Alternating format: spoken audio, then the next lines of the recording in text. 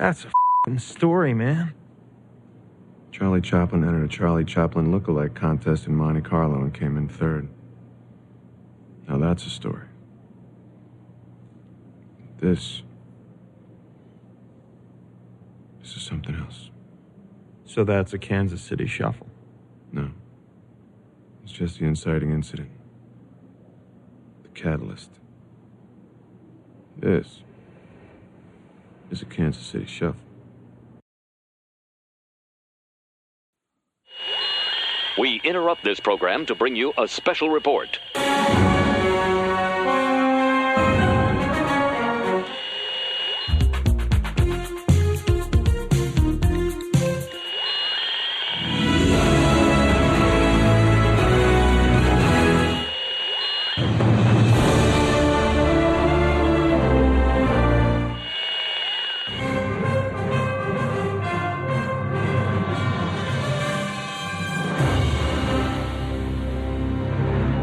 This is Cheapseat Reviews.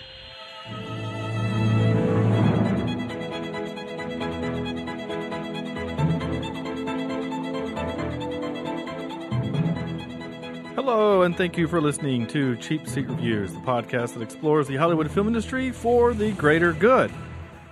This is episode 158, and today we are talking about lucky number Slevin.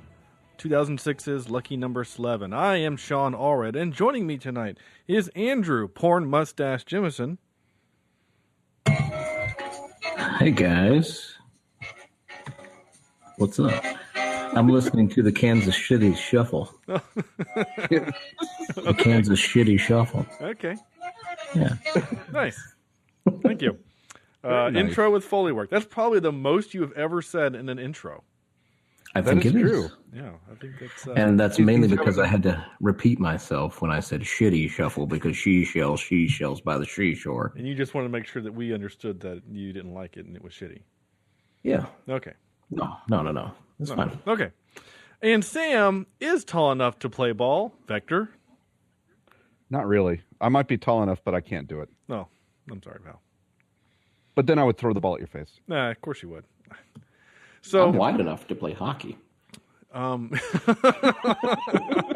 mean the goalie? It's interesting, Sam. It's getting to the point now with your intros that I've almost started ahead of time guessing in which violent manner are you going to reference of the movie to which how you're going to kill me. And I for sure thought you were actually going to go with the bag over the head bit. No, something like I figured you would say something like, Sean, whenever I kill you and put a bag over your head, I'm going to make sure that it's a really dirty bag. I don't want it to be clean so you can see. I want to make sure that it's like a Walmart bag that I cleaned up my dog's poop with. I figured that's where you were going to go. Wow, you went there. See, I was going to say, like a sandwich bag that the mayonnaise got on streaked on the inside of the bag and then put it over your face. Nice. All right. Well. Yeah. And then was in the lunchbox for 2 or 3 days before we realized. Oh, so it's smelly. That's why the mayonnaise. It's just it's all smelly. Okay. I wasn't going to go as far as the dog poop, but thanks for the suggestion. Well, sure. That's what I'm here for. I'm here to help you assassinate me. Maybe your neighbors could help me find some dog poop. Yes. Oh, so you know what? No one else cares, but Sam. Just so you're aware, I bought a camera. Yeah. And there's a camera out front. Are you kidding me? No, I'm serious. Is it like one of those hunting cameras that takes a picture when their movement happens? Yeah, it's a deer cam, and it's hidden in the bushes. Awesome. So, you're going to have to share. Oh, yeah. So if someone comes into my property... let me know. I will. No Corny tonight. He's gigging as he does. These things just crop up, and Giggity. And gigs pay him, so I don't blame him. So that's cool. So no Corny tonight, so it'll be just 3 of us, and that's all right. It was... last minute up, we couldn't get JP in here or anybody else, so it's just 3 of us, and we'll be all right. So, this is a movie you can't last minute up. What did you say? Last minute up?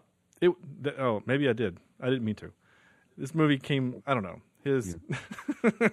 Okay, thanks, Andrew. Andrew's being offensive once again. My son is learning words in school, and I have all these letters sitting around, so I may spell some things out for you tonight. Sure, I'll make sure to keep the camera active so I can be offended by you. Speaking of the Lowe's ad. Oh, thanks, Sam. Speaking of offensive, this movie had some pretty gnarly racist moments, which we'll get to later. But before we do all that, if you don't know what 2006's lucky number Slevin is, then Andrew will pull up IMDb and tell you what it says. A case of mistaken identity lands Slevin into the middle of a war being plotted by two of the city's most rival crime bosses, the Rabbi and The Boss. Slevin is under constant surveillance by the relentless detective Brzykowski, as well as the infamous assassin Goodcat. Goodcat. That's two O's there. Goodcat. And finds himself having... I am Godcat. Fear me. Yeah. And finds himself having to hatch his own ingenious plot to get them before they get him. Okay. That was long. Yeah. It was. Did you say Borkowski? Yeah, like Chancellor Borkowski? Yeah. Oh, very neat. nice. Or Dean. Yeah. Dean. It was Chancellor. It was Chancellor. Yeah. Yeah, he was the Professor. Yeah, actually, that's what he was. Good guy. For some reason it reminded me of Brzykowski, which is wasn't that Emmett's last name in the Lego movie? Brzykowski. Is it? Yes. I don't know. I think that's what Liam Neeson called him at one point, but I don't remember. Anyway, it's fine. So yeah, that's what this movie is, I think, for the most part. Yeah, starring your Josh Hartnett and your Bruce Willis. Oh, that's who it is? And Sir Bing Kingsley and your Morgan Freeman. And then several other people. Morgan. That are fine actors. And I was surprised Michael Caine didn't pop up in this movie. well, I mean, Morgan Freeman was in it, so I'm actually surprised too. They seem to be good buddies. They're doing another movie together. Yeah, it's like a heist movie or something, isn't it? Old people heist movie? Yeah, exactly. That's exactly what it is. Old people heist movie. I wonder if it's where they get confused and accidentally heist something. Well, they're just actually trying to just make a withdrawal, but instead of getting the gold out of a safe, it's the pudding out of the fridge in the nursing home. Nice. That's me. In a world where people hide their drugs in pudding. Michael Caine and Morgan Freeman. Yeah, there we go. Yeah, you could be a voice announcer, dude, for movie trailers and stuff. Trailers, yeah. Didn't that guy die a few years ago? It was more than a few years ago. It was like that's because he smoked 12 cigarettes before every take. Every take. That is true. Yeah. Hold on, I got to finish off this pack real quick. He just lights the whole pack in his mouth and just suck. Yeah. Anyway, smoke comes out of his ears. Yeah, it's like a cartoon. Anyway, so this is Lucky Number Slevin. This was suggested to us by somebody. I think maybe Andrew A. that listens to the show. I can't remember. But somebody, not the Andrew that's on the show. No, not that one. No, Mr. Abernathy. Yeah. Okay. Yes. So I couldn't. No. So he did. He suggested this, and I'm glad he did because I'll tell you how I feel about it in a second. So Andrew, if you'll just go ahead and dive into your little initial. I mean, had any of us seen it before? I mean, I've seen it. No, actually, it was my first time. Andrew? Mine too. Okay. I pumped my Slevin Jerry. Oh, neat. I hope it was not painful. All right, so I've seen it, and big surprise. Go ahead and chalk it off on your bingo board. I own this one. Yep. Do you really? Nice. I do own this on the DVD. I called it. Yeah, I'm sure. Yeah. So, Andrew, go ahead, if you will, sir. Well, okay. Since I'd never seen this before, I didn't really know what to expect. As a matter of fact, I thought that it might suck.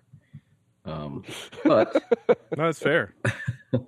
But just judging, from who's in the movie, and I heard much about it, I thought, well, this might suck. Something awful. But I was pleasantly surprised. I did enjoy the movie for the most part. There was a few things like Ben Kingsley's accent that took me out of the movie for a few moments. But overall, I thought it was done well. I thought that the plot twists were appropriate and somewhat expected, but not 100%. I did have a jaw drop moment when a certain character was killed, or maybe. Right. Yeah, I like movies that keep me on the edge of the seat, and I did pay attention the whole time. And usually when I get bored and I don't like a movie, I don't pay attention. But this one kept my attention, so there you go. Cool. Okay. I just jumped down a quick rabbit hole that I can't wait to explore. So, Sam, you're up. That's what she said. Is it? That's not the ones I'm around. It's more like Sam, wake up. All right. Okay, this was my first time watching this movie, and I'm kind of with Andrew in terms of I didn't know exactly what to expect. I knew from the very beginning there was going to be some weird killer, stalker type, I guess, mention in it. I didn't realize it was going to be as back and forth, twisty-turny as it ended up being, and I am grateful that I didn't know what I was expecting. Not knowing where this movie was going made it that much better. I really enjoyed the characters. Pretty much every single person in this movie is fun to watch on the screen.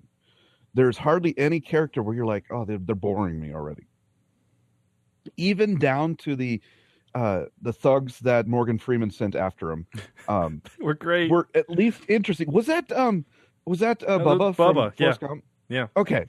See, look at that. Right? I thought I recognized him. And they're like, okay, in Forrest Gump, we want you to stick your bottom lip out because you got your gums are too big. And in this one, they're like, your front teeth are too big, so you don't have an upper lip. Okay. We're going to put chiclets in your mouth. Right.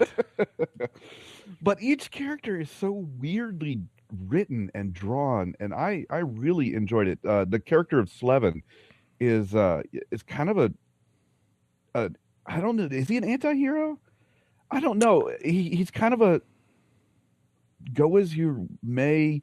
He could care less what happens, but he does. You know, at one point he mentions that he has some sort of syndrome where he suffers no anxiety. Well, or no worry or something. I think that is his way of covering up the fact that he knows the plan, and he knows that these men won't kill him because each one needs something from him.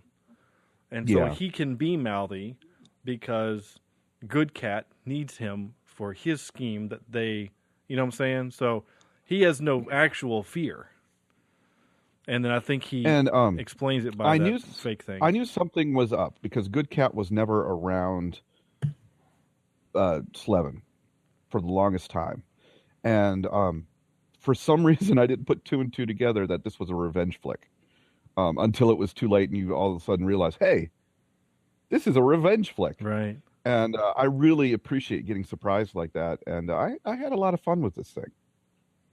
How about you, Sean? Oh, yeah. So, again, like I said, I own this, and I've seen it. I don't think I saw it in the theater, but I might have. And I really liked it. And having not seen it, I mean, it's probably been 10 years since I've seen it, honestly. Well, maybe 8 years since I've seen it. 2006. Yeah, it came out in 2006, but I would have watched it a few times since buying it. So I've probably seen it as probably as late as maybe 2010. So it's probably been 7. Well, here's the big question. Big question for you: is it as good the second time, or the third sixth time that I've seen it? Fourth. Yeah, because it loses those surprises. It really does. So yeah, it loses the surprise. I know what's happening, but because I know what's happening, that means I know what to look for, and I'm looking for the subtle clues throughout the movie, and like, you know, does he act the way he's supposed to? And, you know, like, or is he giving things away? You know, things like that, right? And I never saw anything. He acted the way I felt like he was supposed to. You know that thing I've mentioned several times in shows where when people have ulterior motives, but when they're not around other people, they act differently just for the camera's sake, and I don't like that. The Frozen syndrome. Yeah, the Frozen. Yeah, the not Hans. It was Hans. Yeah, it was because Kristoff was the good guy. So it's the Hans Kristoff syndrome. was the good guy. Yeah, and it's the same thing. So anyway, but no, I thought they all did a good job. I liked. Andrew said that Ben Kingsley's accent kind of whatever. His affectation just made me laugh. Whenever he talked and it was serious, I was still kind of chuckling because like he was playing this like over the top villain. I mean, he was basically a Bond villain in not a Bond movie, and I liked that. And it might not fit the movie, but the tone of the movie isn't really all that serious until the last 30 minutes of the movie. The rest of the movie is almost like slapstick buddy cop without the buddy. Yeah. You know, like it's Martin Lawrence without Will Smith. He just needed Will Smith, and or you know what I'm saying? So I really like this movie. It's just kind of weird and fun. And I mean, I actually used the word fun for a revenge flick. It's pretty fun. Yeah. Yeah, absolutely. And it's the characters that give it that that oomph, extra oomph. You know, we've seen some pretty good revenge flicks on here. What was it? Payback? Yeah, Payback was good. Also has Lucy Liu in it. Yeah, hey, I didn't even think of that. Yeah, but she was a dominatrix. I like if I had a choice, I'd watch this. Oh yeah, I would too. Yeah. So I was talking to one of my. Fun. It's a lot of fun to get there. No, it is a lot of fun. And I was talking to one of my students today at work about it, and they said never heard of it. Kind of gave me a synopsis, and I was like, well, the only way I can describe it, and you guys tell me if you think I'm way off base, but I said it's Ocean's 11 meets The Usual Suspects. Yeah, I like that because you can't give away, you can't give it away in terms of what's actually going on, right? And like, there's all like we're probably going to do here in this. Well, podcast. yeah, there's going to be spoilers. I mean, it's the movie's 11 years old, so well, we're allowed. I can't base my judgment off of that since I refuse to watch The Usual Suspect. Wait, why? You really should watch Usual Suspects. I know, but for some reason I can't bring myself to watch it. Oh. It's so good. It is a good movie. You should watch it and then listen to our episode. Yeah. Anyway, but no, like I said the Ocean's 11 because it's like kind of in the way that it was story told, right? You know, we get bits and pieces here, right? We get the death of the bookies at the beginning, and we don't know why. And then this other kid gets shot, and we don't know what that means. And then we get the thing, and then we get this. Like, so we keep getting bits and pieces thrown at us until we get the very end, and we finally get the whole picture. And I thought that was very clever, and I really enjoyed that, even on the fourth or fifth time watching it. It's like, oh, that's actually kind of cool. And then, of course, the Usual Suspects bit, because the person that is the thing, you know, the person that's Kaiser Sose isn't actually Kaiser Sose. You know, they do the same thing. They use a different name, like Slevin Kalevra. Well, what is that? The Slevin was the horse and Kalevra was Bad Dog? Yeah, it's Hebrew for bad dog. There you go. Which is opposite of good cat. Well, so here's the thing. All right, I usually leave little trivia towards the middle of the show, but I actually wrote this down because it was the dumbest piece of trivia I think I've ever seen on IMDb, and we've seen some bad stuff. This is in IMDb. Quote, under the spoiler section, okay? Quote, in the end, the pseudonym alias of Slevin Kalevra, which is Hebrew for bad dog, ties with Bruce Willis's character Smith, Good Cat. No shit. Like, so like stupid. Bobcat better. Bobcat? Yeah. Bobcat. Oh, yeah. I can't do a Bobcat. I can't do anybody except Nicolas Cage. I said Godcat. Oh, Godcat. You like your Godcat. I am the Godcat. You must kill all the humans. But now I'm laughing at Bobcat, so there you go. Bobcat. Oh, man, Bobcat. Did he ever do anything other than Police Academy? Yeah, he did some other stuff. Like other good movie, anything else good-wise movies? I don't know. I mean, I'm on it. Okay. Yeah, you do that. I don't know. I thought I saw him as not Bobcat the character. You know, like he was just his normal voice, because that's a character voice. That's not his actual normal talk. Is it really? Oh yeah, yeah. He was on an episode of Community. Yeah, he wasn't he? Well, he was on the Chappelle Show back when that was on. That's about it, though. Show. Oh, well. I thought he had done something else, but apparently not, and that's fine. Anyway, so yeah, this movie, so as I'm just kind of perusing, yeah, that's a word, on IMDb, and I click on the director, and I didn't do this earlier, and I normally do, but I didn't. And he's from Scotland, the director. Scotland. Paul Scotland. McGuigan. Sure. Anyway. Watch your mouth. Yeah, I know. So I'm looking at his stuff, right? So, like, you know, he's doing something like Film Stars Don't Die in Liverpool, whatever the hell that is. And then he directed 2 episodes of Luke Cage.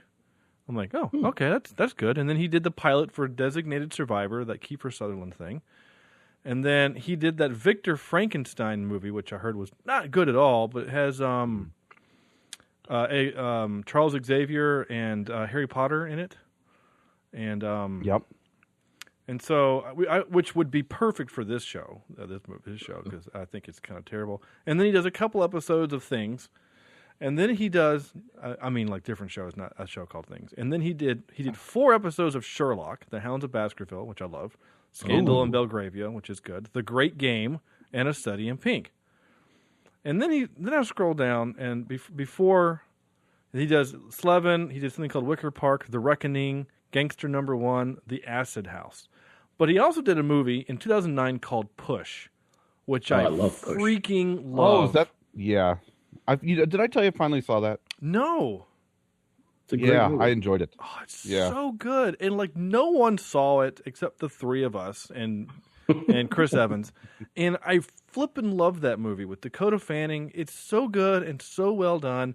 And I actually am surprised I don't own it. And the second that thing gets streaming, we're doing it for this podcast because I like it so much. I just want to share it with the world. Yeah.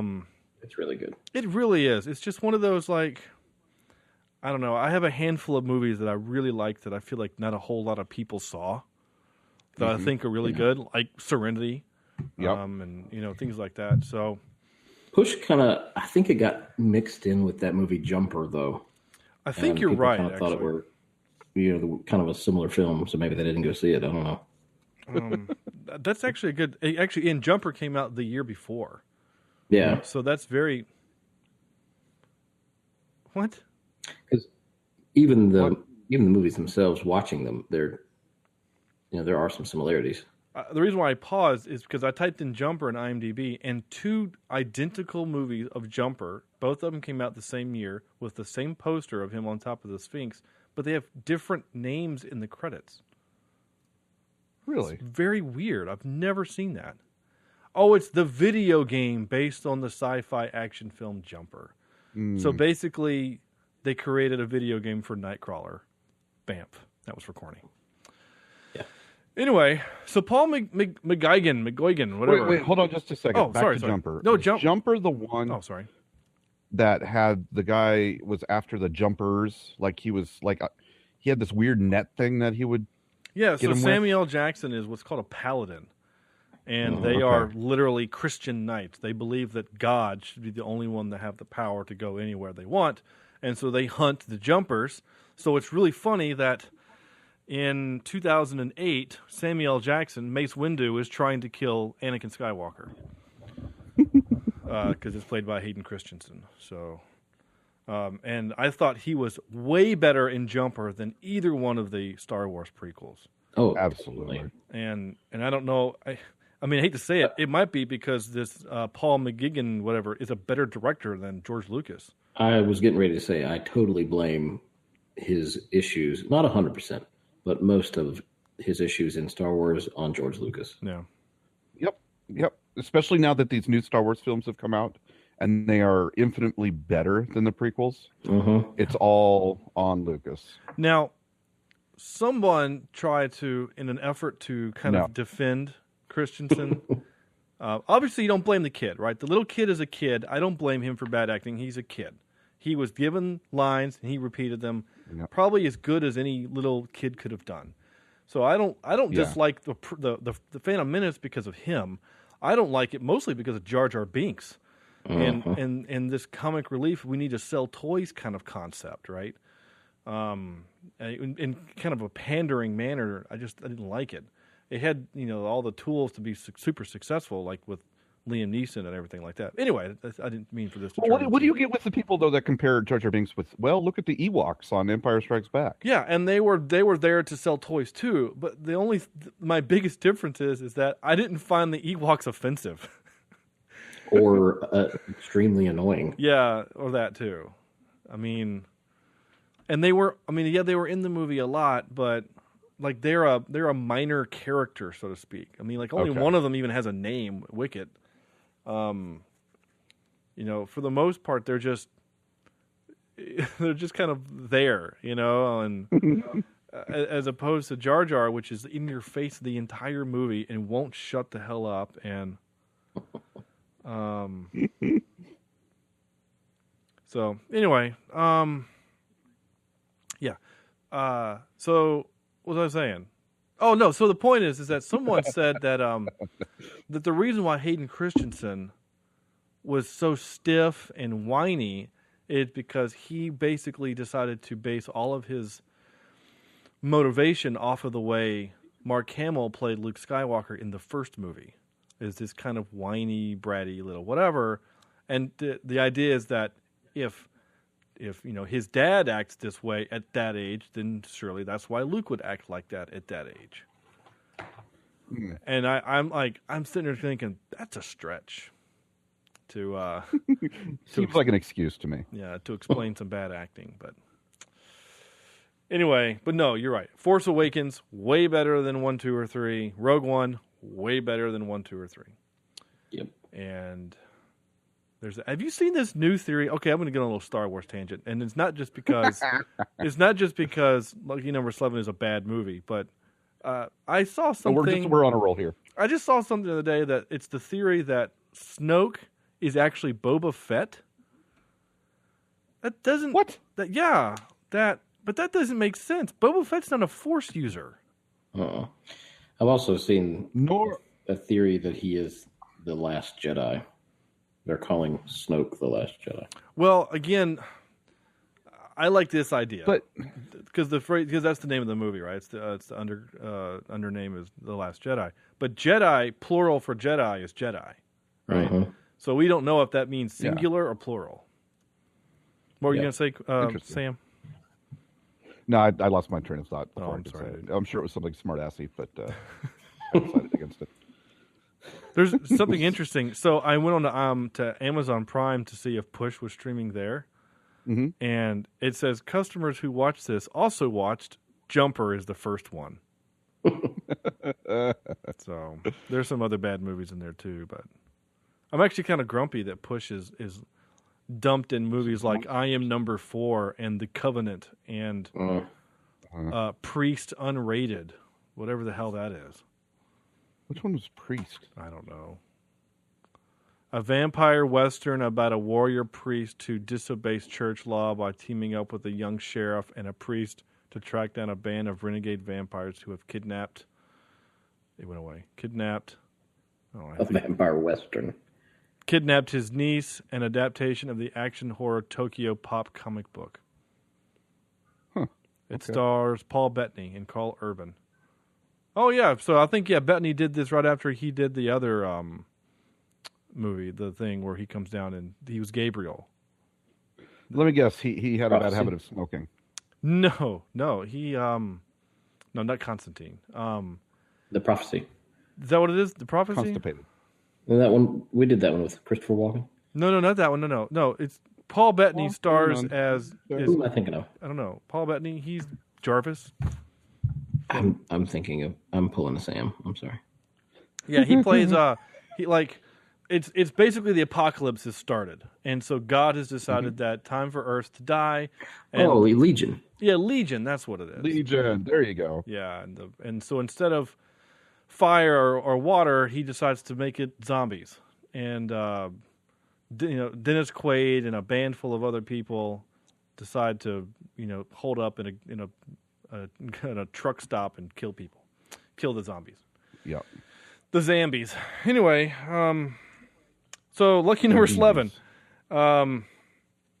which doesn't have zombies or anything in it, but it does have a very cute Lucy Liu. I forgot kind of how cute she was. Like she made me like her again in this movie because I recently she just annoys the snot out of me. Really? You know, her character's her character in Kill Bill and God, what else was it that she was in? Even Charlie's Angels. I found it annoying more than I did anything else. I like her in everything she's done. Really? Yeah, I don't think I've seen. I mean, I haven't seen that many, but I don't think I've seen anything that I didn't really like her in. Yeah, I was trying to think. So I've seen her in, like, I've watched 2 episodes of that Elementary show, which I couldn't stand. I've watched all 3 of the Kung Fu Panda movies, but she's barely in it. The Man with the Iron Fist. I wonder if that's a Iron Fist movie. Is that like a Marvel thing? No, it just... oh God. Yeah, that Kung Fu movie. Oh, yeah. Okay. That's another one of those really bad Kung Fu movies. Sweet. That is actually kind of interesting. Yeah. Is it Wolverine in that too? Is it Wolverine or who else is in that one? Oh, I didn't look. Brand actors in that. Somebody named Raza is called Blacksmith. Russell Crowe's in it. There you go, Russell Crowe. That's who I was thinking of. Jamie Chung. She's in things that we've seen. She was in Sucker Punch and the Hangover movies and Big Hero 6 as Go-Go. She was born in 1968. Lucy Liu? Who? Yeah. Yeah, she's 10 years older than Josh Hartnett. Gosh. Yeah. I would have never guessed. Interesting. Yeah, she looks great. Yeah, she does. What else have I seen her in? I mean, but she's so freaking bubbly in this movie. You just like Killville 1. You just want to give her a big hug. The Futurama episodes where she was playing Lucy Liu. Shanghai Noon. I mean, that's about it. I just haven't seen her in a whole bunch. Oh, she was in. She was in a couple episodes of ER. She was in an episode of Home Improvement as Woman Number 3. So anyway, so good for her. So she's great. The reason why I can't stand Elementary is because, one, the Sherlock character is he's too much of an asshole. In my opinion. Yeah, like he's too far. He goes too far with the drug use. He's too disheveled. Like he's downright dirty. And again, maybe the show has changed a little bit. I only watched the first 5 or 6 episodes, but he was too dirty. And it's like, I mean, I read the books, so that's my own thing, you know, because like I like the Robert Downey Jr. version. Really, the only thing is that they make him a little bit too disheveled because. Like in The Hound of the Baskervilles, when he goes there kind of undercover and he hides out in a cave, he pays a local boy to bring him fresh shirts and pants every day. You know, he doesn't want to be dirty. He's messy. But the other thing that really annoyed me is that in this show, Dr. Watson, played by Lucy Liu, she's a doctor. She's not an army doctor. Well, the whole point of the character was to kind of be the muscle and to be our eyes as the audience. So I'm like... along with having some medical experience. And still being a doctor. But like, so when I saw, they cast Lucy Liu as Dr. Watson, they got a girl, but it's Lucy freaking Liu. She's going to be doing Kung Fu in the show. No, she can't. She doesn't know how to do that. They've only recently started giving her like fighting skills in the show so that she can actually go with them on cases and not get their butts kicked. But it's like... And that's what my parents told me. I don't watch it. And I was just like, freaking, you cast Lucy Liu for a reason. Anyway, make her do Kung Fu. Anyway, that's my issue. There's my rant about that. Once again, not talking about this movie. Have not seen a single episode, so I have no idea what you're talking about. Just don't. I mean, if you like Sherlock, then don't. Because it'll just make you mad. Love Sherlock, yeah. Because Sherlock is amazing. And aren't there going to be some Sherlocks hitting Netflix here soon? I mean, once that new season... Didn't they do some new stuff? Oh, have you not watched them yet? Sweet. There's new ones past the Christmas episode? Yeah. Oh, really? Ooh. Yeah, there's 3 more. I didn't know that either. Oh, On yeah. Netflix now? No, they're not on Netflix. They're on the BBC. Oh, no, that's why I haven't seen them. Yeah, I watched them on the internet. On the intrawebs. Yes. It may or may not have been legal. See, Kimberly actually likes watching those with me. So. Oh, yeah, my wife and I did too. I'm saving. Yeah, we binged all 3 episodes. And the final episode, no spoilers, legit, no spoilers. The last episode is real. Shit Really? gets real. So, and they leave it in a manner in which there could be more. So I don't know. I hope. We just don't know. And I'm not trying to tease. We just legit don't know because Cumberbatch and Freeman their schedules are just so busy. It's hard to get them together. Yeah, they became movie stars. Yeah, they did. And because of this show, because of Sherlock is how they got he got Bilbo, and whatnot. And speaking of that, I bought Doctor Strange on Blu-ray. Nice. And watched it again. It's really good. I like it. It's probably not. Really good. It might not even be my top 5 of the MCU, but I really like it because it's just kind of fun. And I was thinking about this. His American accent is like Alan Rickman's American accent in Die Hard. It's just funny. just think about that for a minute. I feel like that movie is kind of just a placeholder. Like it just had to be there in order to set up the character, and that's really all it's for. Yeah, it is. It's like Thor or Captain America. They're fine movies. Yeah. I liked it. I did too. Feel like it was. No, it's not Guardians of the Galaxy. Guardians of the Galaxy kind of came out of nowhere and was just really, really, really good. Mm-hmm. Are we going to meet in Charlotte for that one? By the way, the second one. Guardians of the Galaxy 2? We should. First weekend in May? I actually can't. Think we should. If you want to meet me in Charleston, then let's do that. Charleston? Yeah. Dear Lord. I have a gig in Charleston.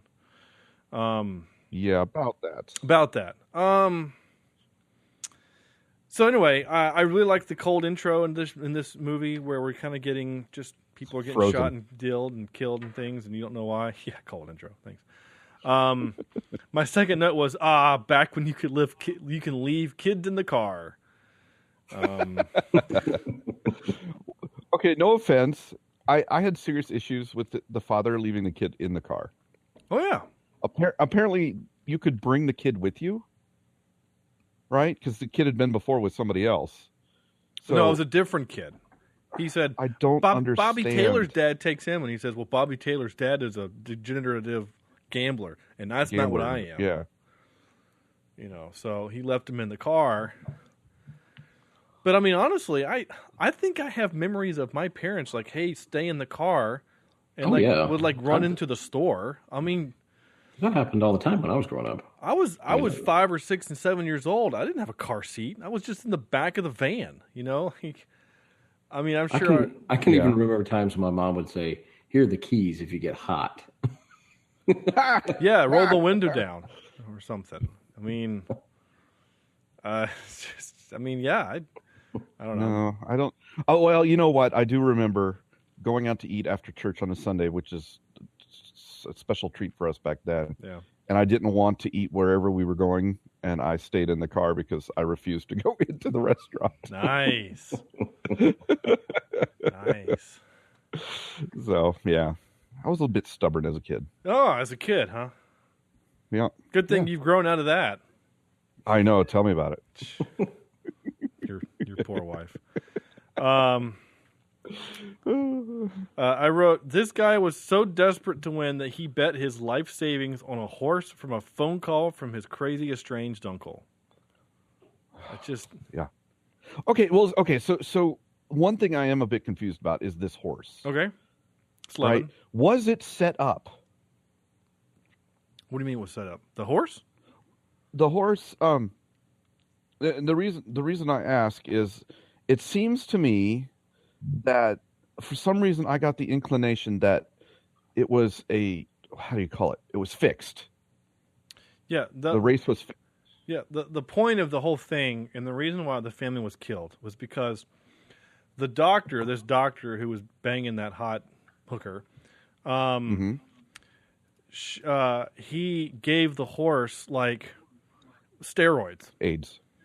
Oh, okay. He gave the horse steroids, and so the idea is that this horse is going to be so juiced up that it's going to be a fix. It's going to win, and then somehow that story made it up to them. But that's why the crime family decided to make an example of that family, of that guy and his whatever, because we don't want people, betting against our money on fixed horses or a fixed race. So that's why they killed him. So anyway, sorry, I'm hearing myself in one of your headsets, and it's whatever, distracting. Oh, I thought somebody was watching TV for a moment. I heard that too. Yeah. Really? Is it mine? I guess. I thought maybe Sam got bored and turned the TV on. I'm done with this movie. Time to watch TV. What? This what podcast. Are we doing tonight? Oh God, the podcast again. Let me just. I'm flipping through. I like. Oh, let me watch Love It or Leave It, or Cake Boss or something. Yeah. That's great. Anyway, so there's that. I love the wise ass hero trope. I mean, we obviously got a whole movie full of it with Deadpool. Yep. But what? Oh, anyway. But no, yeah, it was I like him. He cracked me up the whole time. He had jokes and they made me laugh, and I also liked how everyone in this world is just literal. Yeah. Who's the boss? He's the guy we work for. I mean, it's like, what? Okay. Why do you call him the rabbi? Because he's a rabbi. It was always, stuff like that. It was just funny. Too funny. What? I've seen good security, but riding on top of the elevator, he better get paid he must get paid real good for that. Because my gosh, what a shitty job. When you're looking at your bad guy schedule, you get your bad guy when to work, and you're like, oh, man, I pulled that shift. I gotta ride the elevator Friday night. Come on, man. Anyway, I just think that would be funny. What a job. Anyway, you were talking about some of the parts of the movie that were being literal, and I was just looking through some of the quotes from the movie, and Lindsay says, "What happened to your nose?" And he says, "I was using it to break some guy's face or fist." Yeah. And then there's another quote that she says, "I'm short for my height." Yeah. Like they're very matter of fact, and that's nice. Yeah. No, it was very dry, and it was like a back and forth, not quite like an Aaron Sorkin bit, but close to it. Kinda, yeah. If you would tell me that Aaron Sorkin helped write some of this, I'd be like, oh. Okay. Jason Smilovic. Probably Smilovic. Something tells me he wrote this in Hungarian. Hungarian? Well, he's written such films as this movie and something called War Dogs in 2016. I'm sorry. I'm still reading some of those quotes, and they're making me laugh. That was the super bad guy. Yeah. The movie Superbad, and you're not wrong. I can't think. I'm looking for it. Jonah Hill. Jonah Hill. Thank you. Yeah. Those are the only two movies he's ever written. Everything else has been TV, and not even that much, honestly. It almost makes me want to watch War Dogs. Yeah, I kind of do too. See, the problem is it reminds me of Lord of War, which is a Nicolas Cage movie, which is actually good. Really? Yeah, it's actually really good. Actually is. Yeah, I would say so. It's one of his better films that he's done since since The Rock.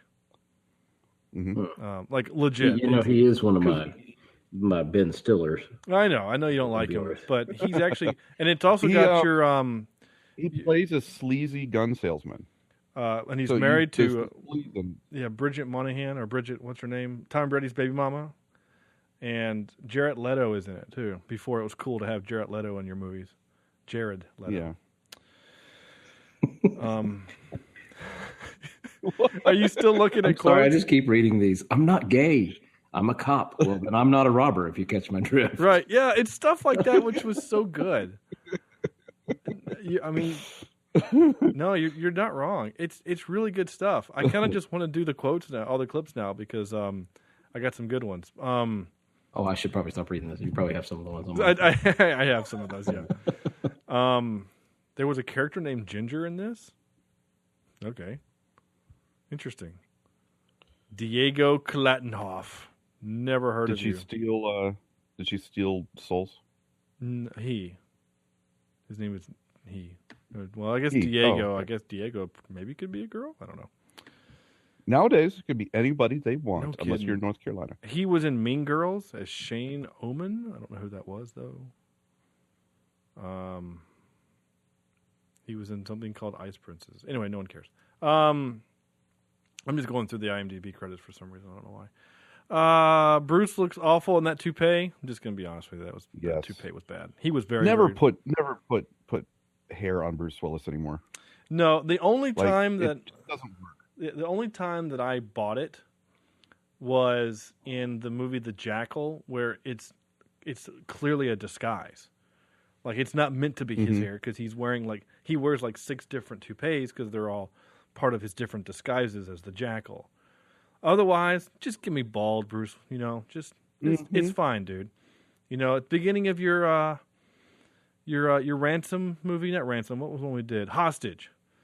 You want to give him a long hair and a big beard? Fine, because then we go to bald, grizzly Bruce, which is what we need. That's what I want. My bald, grizzly. That's how I like my Bruce Willis, bald and grizzly. Anyway, I like the two-time line telling about the fairy. I don't remember why I wrote that. Two-time. We'll say that again. I like the two-time line telling about the fairy. I don't know. I don't know. Maybe it was the whole bit with, oh, no. It's like, because we're seeing 2 timelines. And they're talking about the fairy, so we're seeing Bruce Willis talking to Morgan Freeman. Yeah, Bruce Willis is talking to Morgan Freeman, while Morgan Freeman is talking to Josh Hartnett. And they're both asking the same questions. Like, why do they call him the fairy? Because he's a fairy, and things like that. So now I remember, because they did that a lot. They did a lot of the different kind of timeline moments, which I thought was really clever. A waterfall in a men's bathroom seems mean. I wrote that. Hey, it might help the process. You never know. I have actually been in a bathroom. It was in Europe, and I walked in, and there's water like cascading down the wall. Mm-hmm. You sure it wasn't a plumbing leak? No. Well, it could have been. Yeah. It was a pretty sketchy place. That's funny. The only time I've been around moving water is my own when I'm using the bathroom. Oh, in a bathroom. I'm like, you lived in Florida. You were around lots of moving water. Yeah. And alligators. Well, technically, it was stagnant and gross. Oh, and alligator laden. Yeah. Exactly. Mosquitoes, alligators, snakes. The usual. Which one was scarier, the mosquitoes or the alligators? What was scarier? The mosquitoes. Yeah, that's what I figured. Yeah. If you're outside at dusk, oh my God, they would eat you up. Yeah, I believe it. Nasty. The other place that I've been to the only other place I've been to that had the worst mosquitoes was Alaska. Yeah, I've heard Alaska's really bad. Anywhere, like up north for some reason, my grandmother's cabin in northern Wisconsin is really bad for Well, it's because all that snow melts, and then it turns into little ponds, and then they all breed in the water, and then you get... I mean, the joke in Alaska that it's the state bird. So... anyway. Sorry. And Sam has a sock puppet. What was that a cappella group from Pitch Perfect that they use sock puppets? The Sockapellas. The Sockapellas. Proof that life after high school doesn't get better for everyone. Yeah. They're making a Pitch Perfect. I went on it.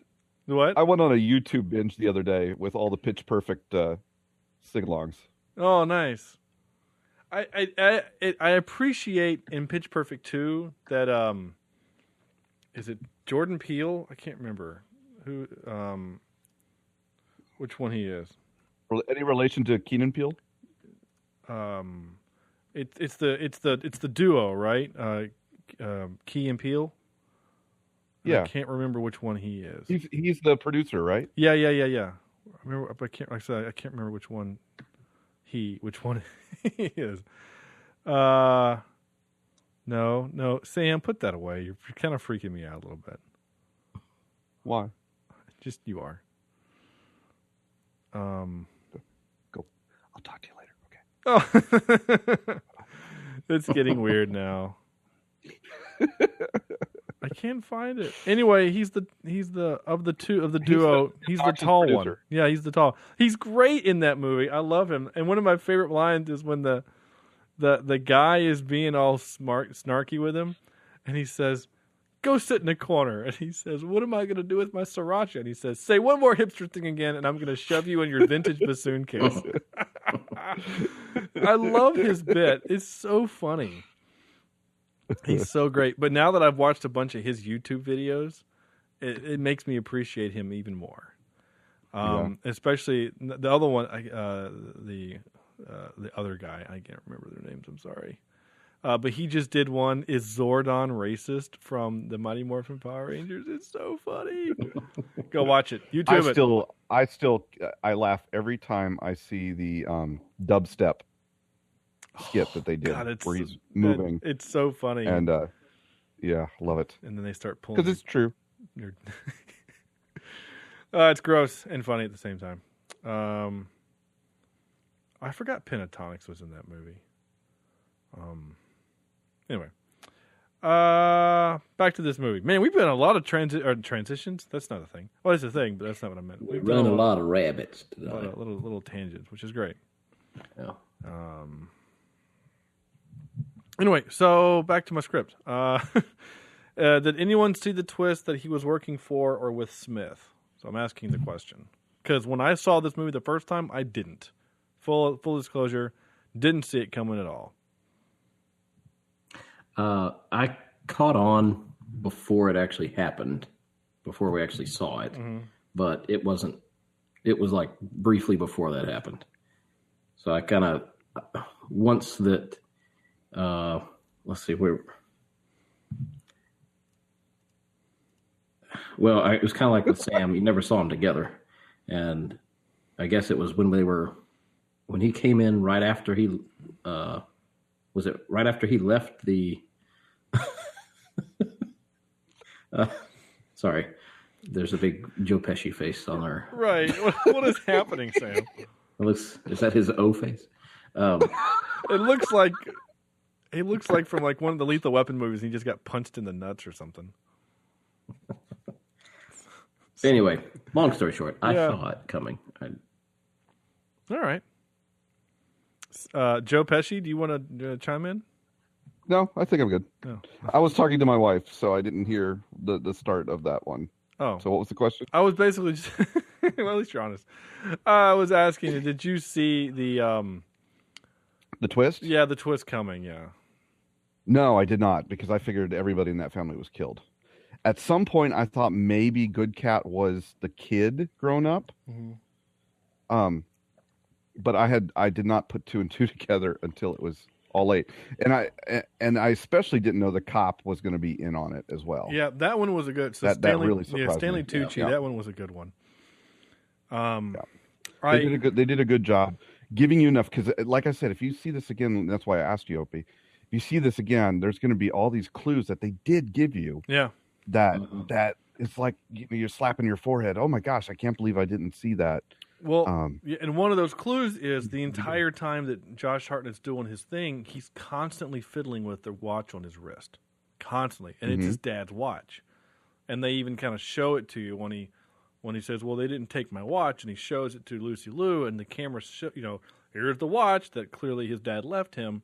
So you kind of get an early on, like if you were paying attention and go, "Oh wait, was that the watch that the dad gave the kid?" I don't know. So anyway, but yeah, there's a lot of those little things. But I mean, again, the first time I saw it, I caught on that he was messing with the watch, and I figured that he was the kid because why show him otherwise? Yeah. But I didn't see the whole the revenge with Good Cat. Like I thought it was like somehow Good Cat, like he escaped from Good Cat and was there back to kind of to finish the job that he supposedly was supposed to start 20 years ago. Well, yeah, because you pretty much start this movie with him thinking this is all about a misidentity.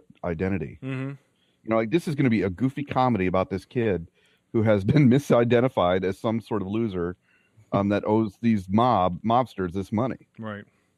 And I just they threw me through a loop, and I appreciate that they actually surprised me. Yeah. No, it was good. My jaw drop moment was when he shot Lucy Liu's character. Yeah. Yeah. Because it just kind of caught me off guard completely. And I just kind of stood there, and I was like, because I was standing actually cooking dinner, and I had my iPad beside the stove, and I just kind of froze. And I was like, did that really just happen? Yeah. So, yeah. And then for her character to come back, that kind of surprised me too. That they had. But what if he shot you in the face? Yeah. Oh, you're right. What if he would have shot you in the face? Yeah. It's a risk I'm willing to take. Yeah.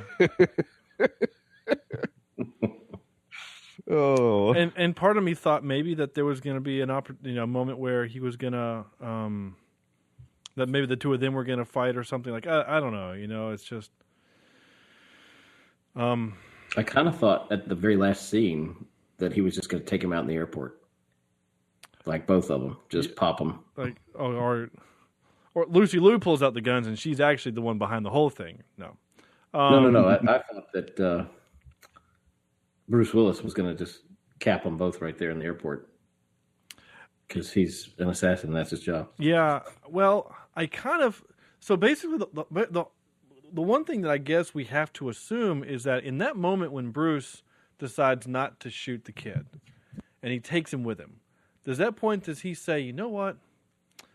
They did this family wrong, and even I, this hardened assassin, I'm going to take you under my wing, and teach you the ways of the sword, and then so 20 years from now we can come up with this plan to allow you to get revenge.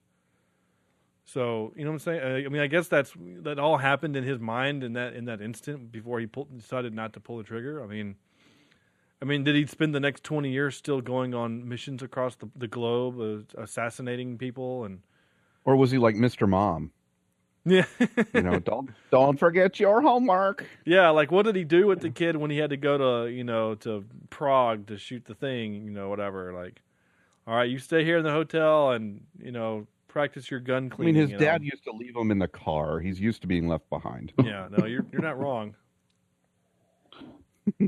I expect you to have dinner ready for me by the time I get back, and who knows? I don't know.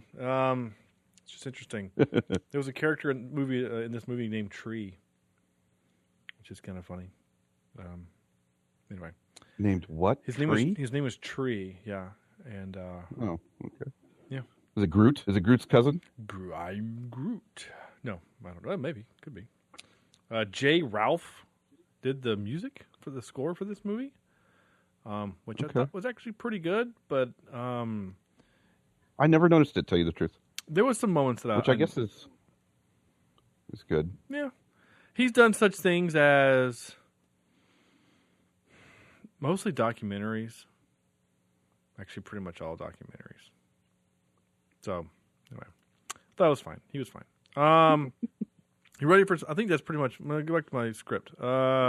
Even Stanley Tucci is bad.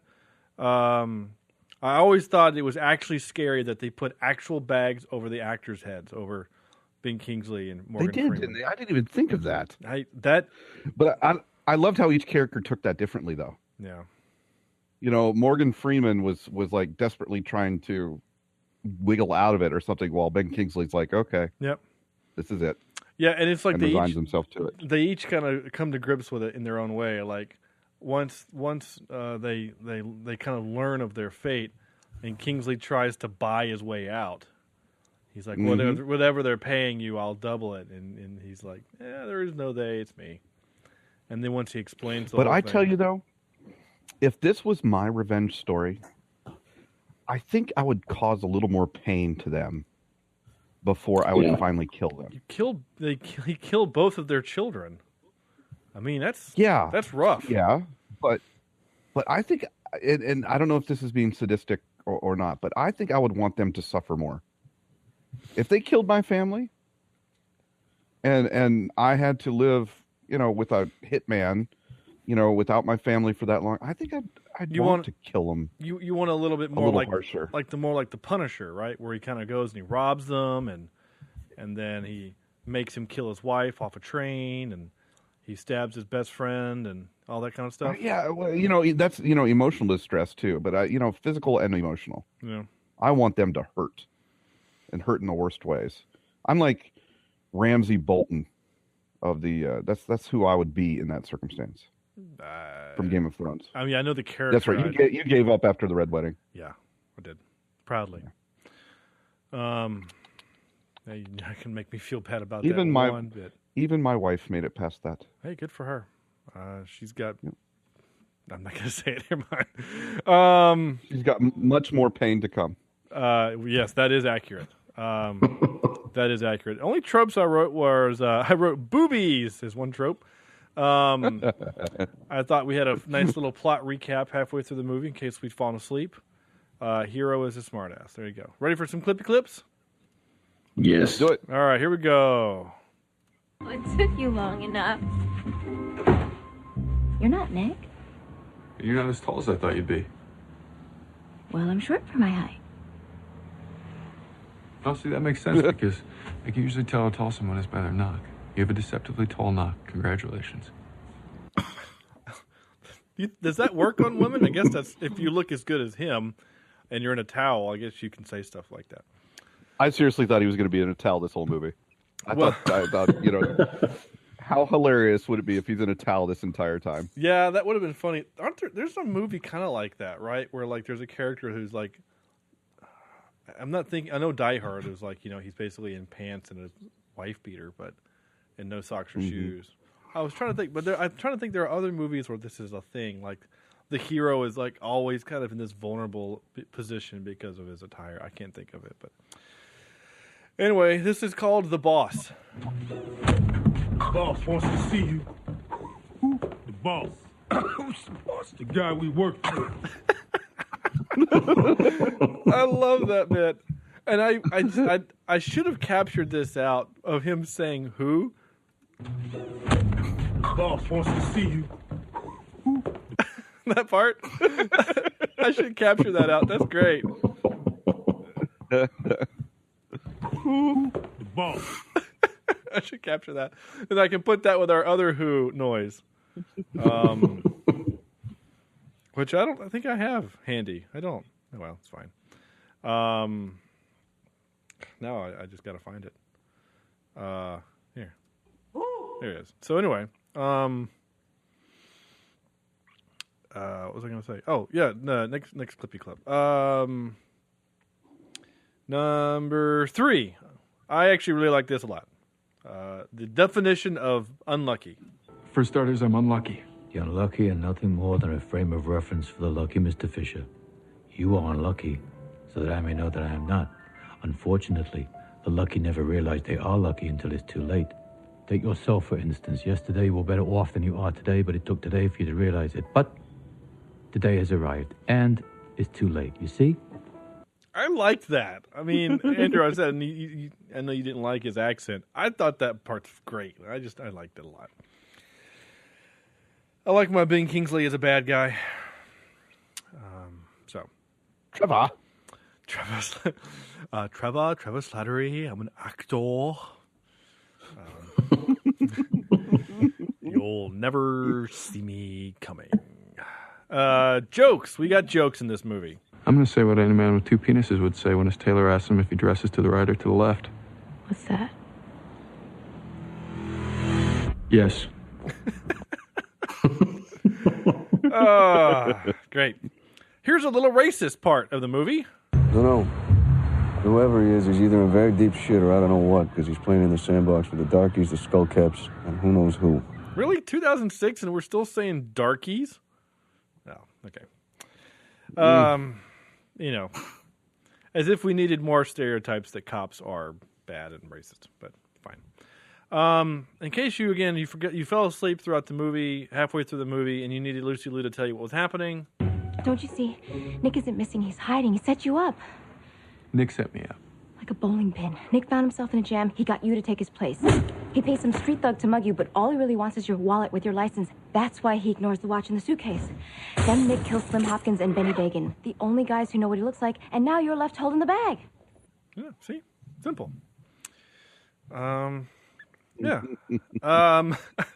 More Ben Kingsley being funny. I was under the impression you no longer work New York. Like I said, very big job. And you thought as long as you're in town, you drop by, see your old pal Shlomo, say, hello, how about them Yanks? I like him. Shlomo. How about them Yanks? That's great.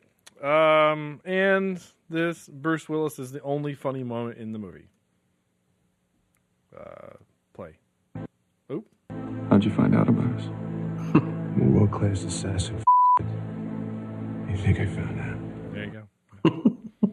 I love that line. It's good. Yeah. World-class assassin. And then I'm getting ready to go do the movie The Jackal. Actually, The Jackal was before this, but anyway. All right, here we go. Another one I haven't seen. Oh, it's good. Now, Oop, hold on. Just hang in there. Yeah. No, it's good. It's him and Richard Gere, and it's one of the few. Jack Black is in it too, which is kind of funny. And Sidney Poitier. Yeah, Jack Black builds the.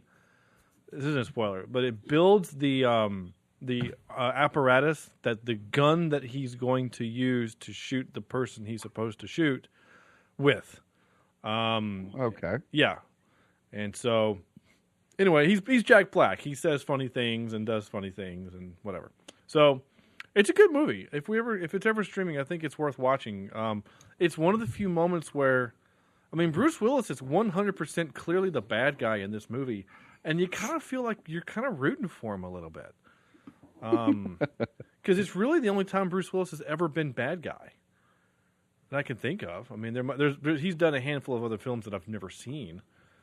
Recently, he's done a bunch of just shit films because he's bored, but for the most part, he's always the hero. So, and that was the last one. Okay, here we go. And now for some more bad news. Ready? My favorite bit of trivia. I'm going to save it for last. So I actually captured this one or wrote this one down simply for Andrew. When Lindsay and Slevin are discussing James Bond actors, they refer to Sean Connery as Scotland Forever.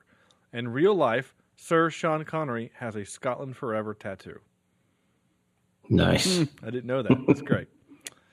An alternate scene was filmed in which Slevin kills Lindsay, but it was considered too dark. Yeah. That would have changed the entire movie. Yeah. Then we would have hated Josh Hartnett. Become the bad guy. Yeah, we would have completely hated him. So to answer your question earlier, Sam, you asked, is he an anti-hero? I mean, for all intents and purposes, he kills a bunch of people, but we as the audience, because we know what's happening, we feel him justified. So we're kind of okay with it, you know? I mean... Yeah. But he is kind of a bad guy. He's the Punisher. I mean, he's killing people, but we as moral compass abiding people are like, well, they kind of deserved it. So I already read that one. According to the DVD commentary with Josh Hartnett and Lucy Liu, Lindsay's reaction when she walks in on Slevin with his towel open is real. The scene was scripted, but Josh actually flashed Lucy Liu without telling her prior to filming. I love it. Get a big old look at Josh's Hartnett. There you go. I love it. There we go. That's it. That's all the trivia I wrote. Recasting, I don't know. We want to play that game? Would we want to recast for this movie? I mean, I don't know. How do you recast Morgan Freeman? Yeah, Morgan Freeman and Ben Kingsley. I mean, that's pretty darn good casting right there. Now, Kevin Garnett, Josh Hartnett. Dang it. You don't watch NBA basketball. How do you even know that name?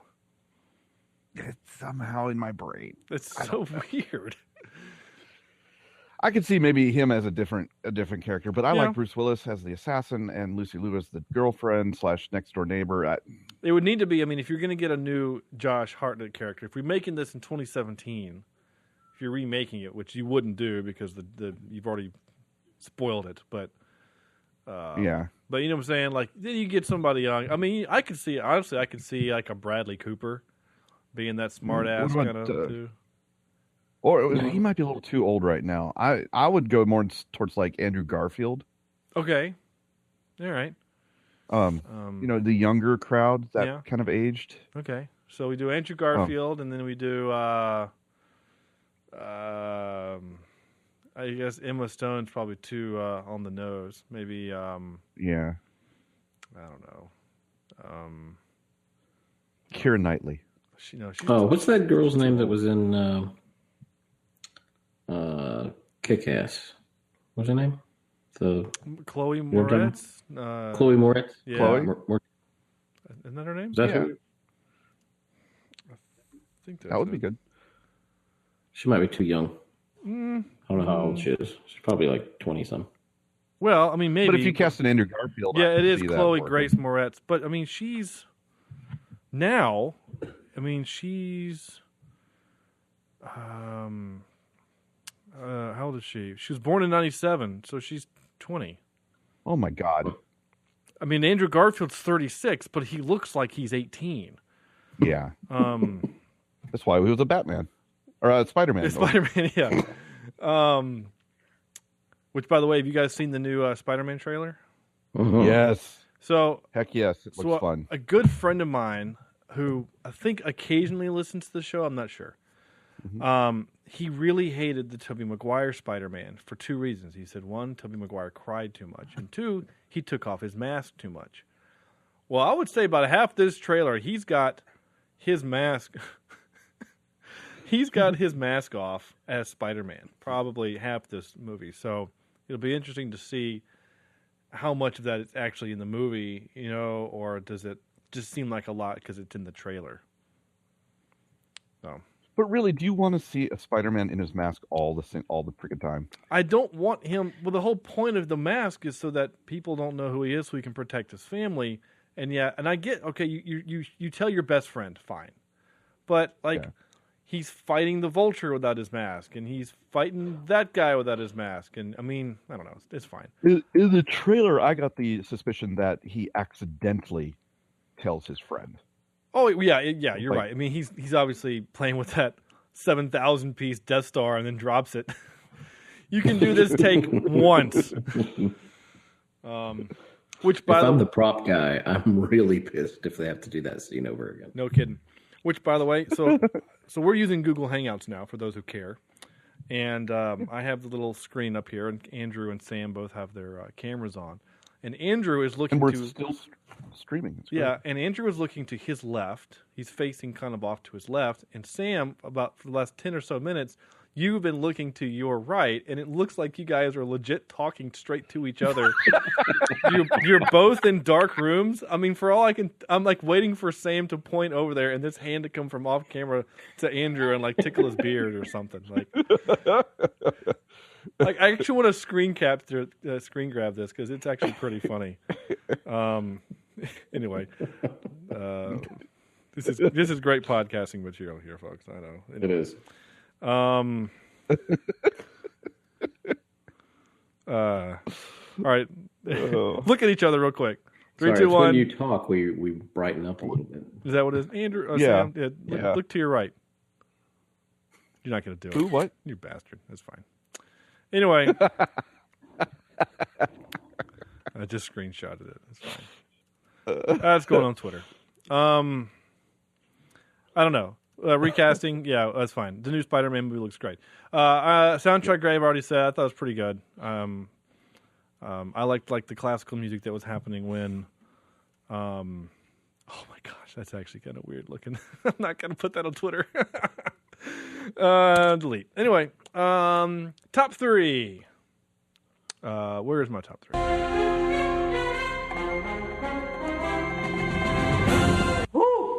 Top 3. We decided to do Sir Ben. Oh, speaking of the Sir Ben Kingsley, that was not supposed to be in the credits.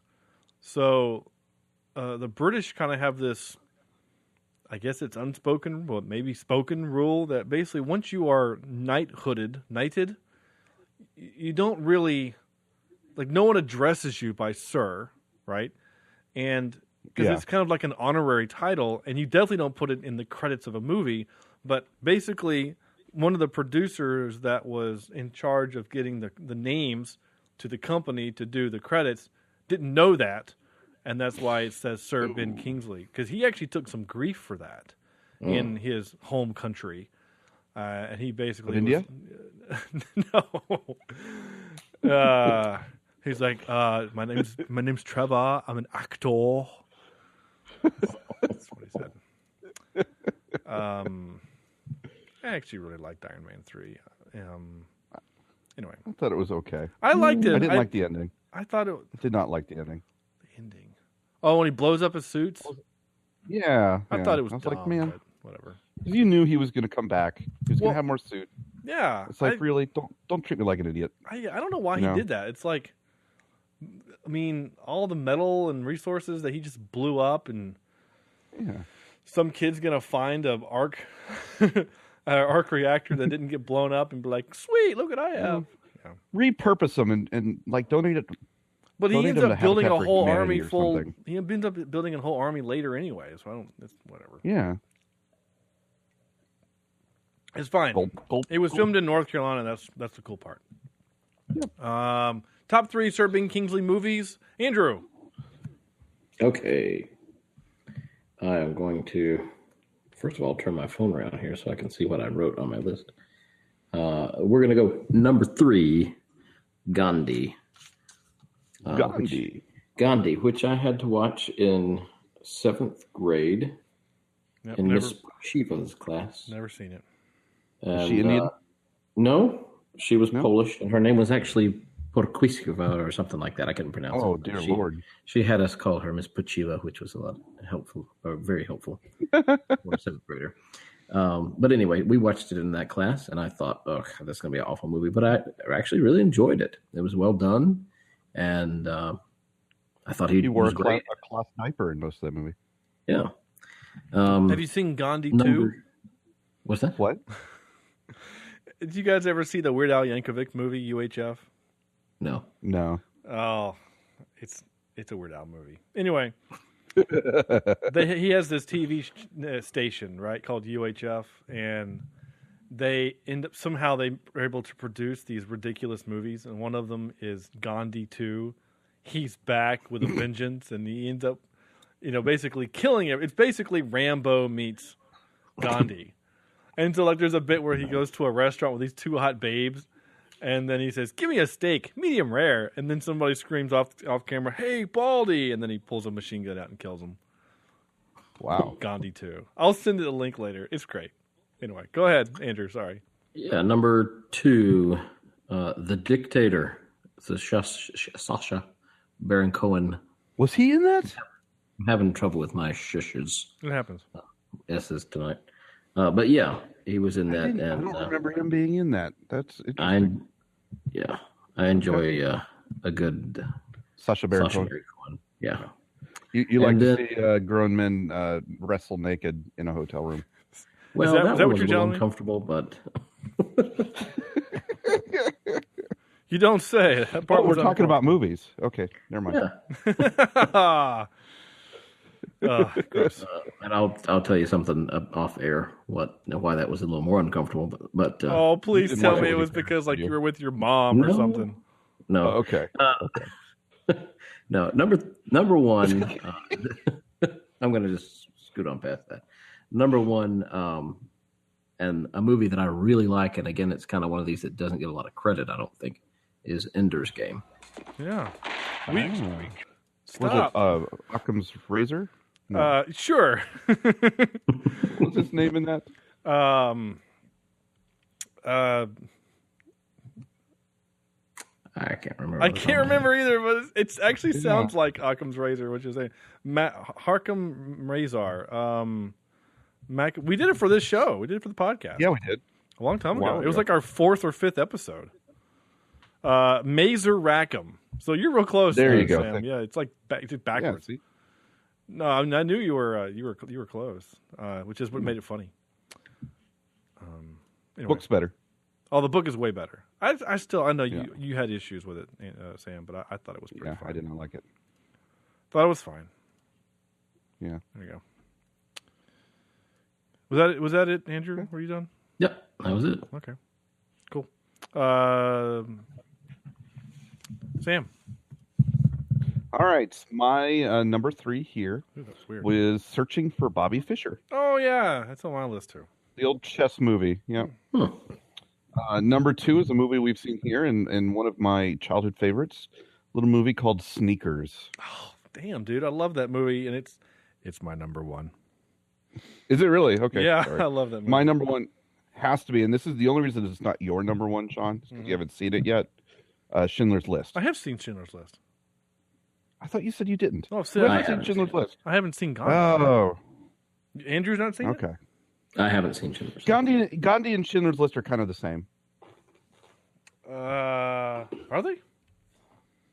Yeah. Okay, if you say so. Again, I've not seen Gandhi, so I don't know.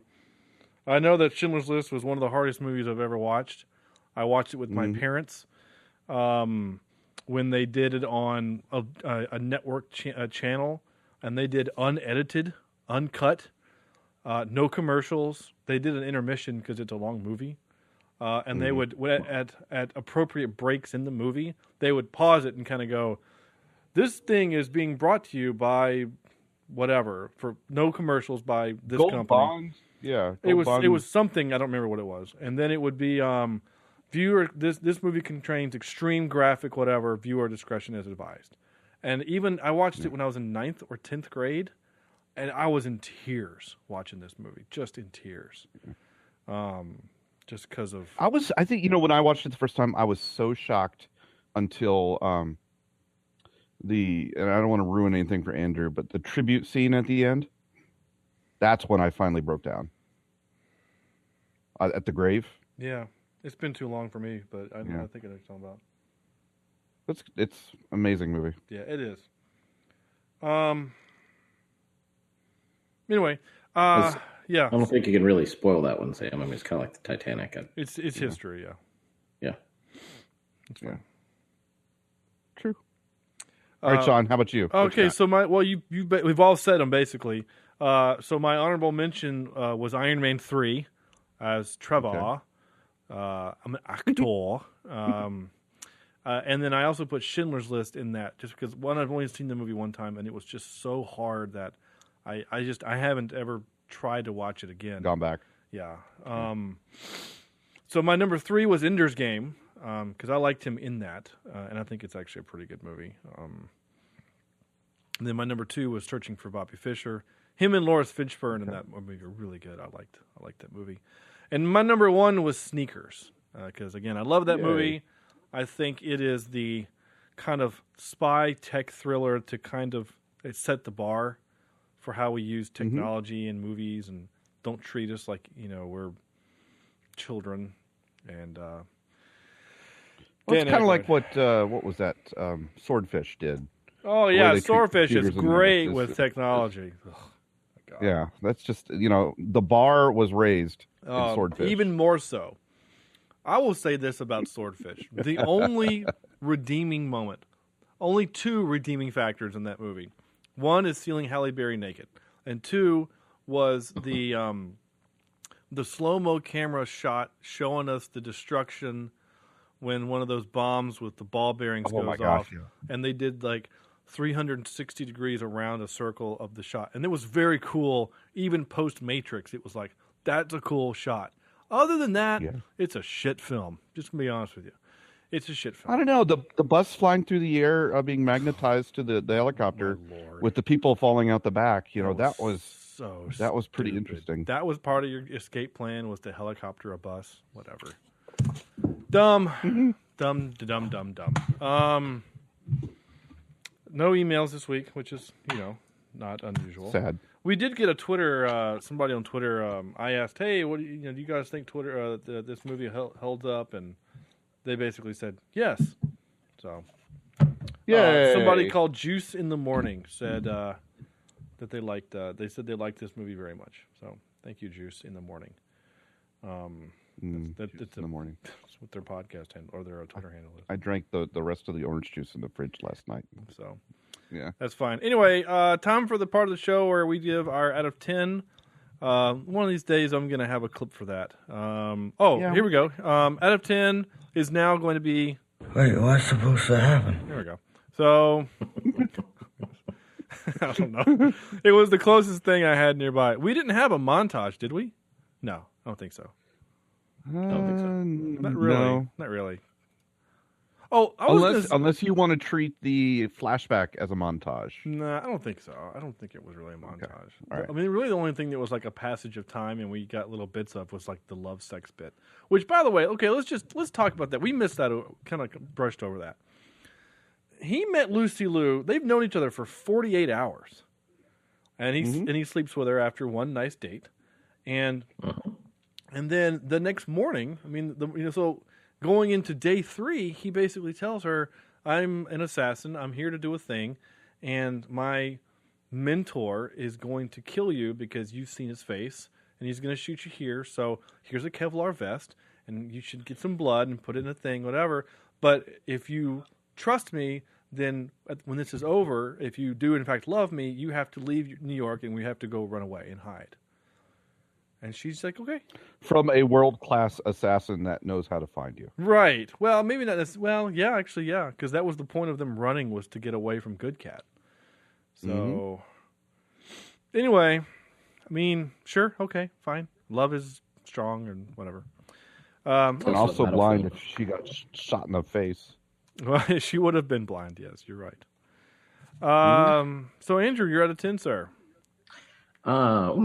No. I like the movie a lot.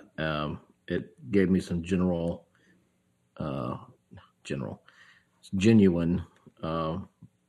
surprise moments, and I like the quirkiness of the actors, and like you said, kind of the to the point and almost passive aggressive conversations, and so. I'm going to give it a 7. I'm just going to go 7. Broken noses out of 10. Lucky number 7? Yeah. Okay, right on. Sam? Yeah, I also enjoyed this film. It's not a perfect film, but I don't know, it kept me entertained. Sean, at some point we were playing an online game and I said, hey, I'm watching the movie of the week, while we're playing this game. Mm-hmm. And I remember you saying, I can't multitask, or I can't do two things at once. And there is a certain point when I actually had to close the game and be like, okay, I've got to focus on this thing because it's going to lose me here pretty soon. Right. And once I really started focusing on the movie, I really enjoyed it. I enjoyed the twists and turns. I enjoyed Kevin Garnett and Bruce Willis. Josh Hartnett. And Morgan Freeman and Ben Kingsley. And it's a great ensemble, and it's so well acted. So I'm going to give this movie, let's do 7.5 baseballs to the face out of 10. Okay. Boy, that really struck a nerve with you, didn't it? With the baseball in the face? Yeah. Corny's not here. I have to do bad jokes. Somebody's got to do a bad joke. We haven't had one yet. So, was that a bad joke? Struck. Was that a joke? Struck. Baseball? That was a joke? Struck? I don't know. Andrew giggled, so I guess somebody got it. God, I miss Corny. Yeah, no kidding. His dad jokes are better than mine. Speaking of dad jokes, did you guys watch that How It Should Have Ended series on YouTube? Yeah, Hish. Yeah, have you seen what they did for Rogue One? No. There's a bit where, because in Rogue One, when Vader's talking to what's his name, all white cloak man, he says, "Try not to choke on your ambition," and he goes, "Man, that's such a dad joke," and he goes, wait, are you saying I'm a father? And he goes, no, the expression is bad jokes are like dad jokes. Oh, because if you were saying I was a father, I was going to be really excited and have to go tell everyone. So of course that's funny if you've seen the other Star Wars movies where when he finds out he's a dad, he goes and tells everybody. Anyway, so I'm going to give this movie. I liked it too. I liked the movie to finish your story, Sam, about we were multitasking. I can't, and because it's not just I can't just watch the movie because I have to take notes for both the script purposes and for capturing audio purposes. So I can't, because that would have forced me to have one laptop open playing the game we were playing, and then have like another one just to take notes while watching the movie and still trying to beat you, which I didn't. Then I wouldn't have been able to do either. So that's So, but no, I like this movie. It again, you have to pay attention, kind of like The Usual Suspects. Like if you miss something, then it'll matter. So I liked the movie a lot, and I thought it was really cool. I liked how Good Cat knew that the bad guys were going to come through the drywall and not through the door, and so as soon as they crashed through, which seemed kind of dumb, but whatever. That is one mistake I noticed. That wall had only one sheet of badly placed drywall. I think that was the point. It's not a two-sided wall. That was the point, so they could crash through it easy. That's what, because he goes, he touches the wall, and he can tell that it's not got studs in it. So he figures this is how they're going to come in when he presses the emergency button, because they might expect coming through the door, so they'll crash through the wall. Still seemed kind of, because you're still, even if once you crash the wall, there's about 3 or 4 seconds of blindness because of drywall dust. I mean, Sam, you did construction. I don't know, Andrew, if you've ever been around drywall dust, but that shit's messy. Actually, when you just break it like that, it's not too bad. It's when bad? You're sanding it down and that kind of thing, that's where it gets real dusty. Well, you're right. And that's what I was kind of thinking of, is going into construction sites when they're sanding and putting up the mud and stuff. I still think that you blind yourself though for a moment or two, which is how Bruce Willis shot awkward. him. You know, you're crashing through a freaking wall. Yeah. You don't know if you're going to have your feet are going to be under you. You don't know. Yeah. You know, if you're going to trip on it. Yeah. It's just not a good plan. It's a bad plan. Bad plan. Shoot. Not a great plan. Yeah. So, thanks, Tony. Yeah. Well, then let's not forget the whole made the Sparky go boom. So.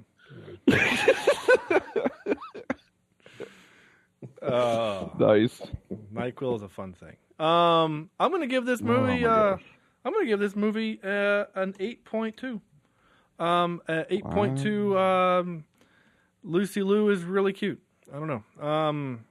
I liked it. Yeah. I liked this movie a lot. I thought it was fun. And yeah, there you go. And that gives our grand total. We don't know what Corny's vote was, and I don't know if he has a vote or a score. So if he watches it next week, I'll add it in. But right now it sits at a 7.56 repeating. Nice. Yeah. So there you go. That's our show. Next week. Now, Netflix is about to dump a whole bunch of movies, and I don't know if the movie that we're going to watch Netflix next week. Next week. Will be on the show on Netflix. I just don't know. We will alert our listeners via Twitter, Facebook, if it should change. Yeah, we will. I can't spell. So in the meantime, we are slated to watch. There it is. Okay, we'll go back. Okay. There's a website called whatsonnetflix.com. Interesting. Titles leaving in April. This is what we need. So I'll do this later. Netflix list is brought to you by by Netflix. Oh, Firefly's leaving. Oh. Yeah. Wow. Sad. All the Superman movies are leaving. Ooh, I think that's on our list at some point. Yeah, some of them were on our list. Yeah. A Fantastic Fear of Everything. That's fine. You can get the hell out of there. Okay, so our movie is staying. What? No. Okay, so we will be watching Sky High. This was requested by a listener, a good friend of mine, Jillian. She's a fan of the show. And so we will be watching Sky High next week. So that's for... Can we watch the Sky High A Summer on Fire? No. Back in 1985? No. Ooh. Oh, Sam, I saw you added some movies, and I saw that you put Waterboy, and at first I thought it was Waterworld, and I got really excited. Sorry. No, it's okay. It's okay.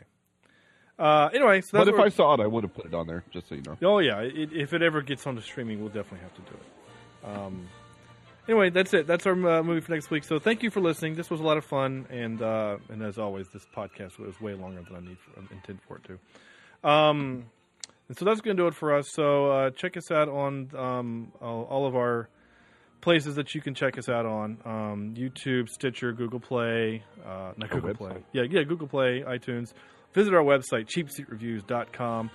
Like us on Facebook, facebook.com/cheapseatreviews. Follow us on Twitter @cheapseatcast. I am @Sean J. Allred. Sam is @Sadiji16. That's SONEJI. Corny is @JohnnyDarker16. And Andrew is @AJimison, JIMESON. And for heaven's sakes, send Sean an email. For God's sake. We want to hear from somebody we've never heard from before. Yeah. We have lots of listeners to the show, all 8 of you, and we could hear from And we are an international podcast. If you are overseas, across the pond, even you should email us and just let us know that you're listening, even if it's just shut the hell up about it emails. Border Patrol will not stop you. Yeah, your emails can come through. You can't stop an email with a wall unless it's a firewall, but that's a different kind of wall. And that, of course, that website or that address is cheapseatreviews@gmail.com. So that's it. So on behalf of Andrew, Corny, Sam, this is Sean saying thank you for listening and good night.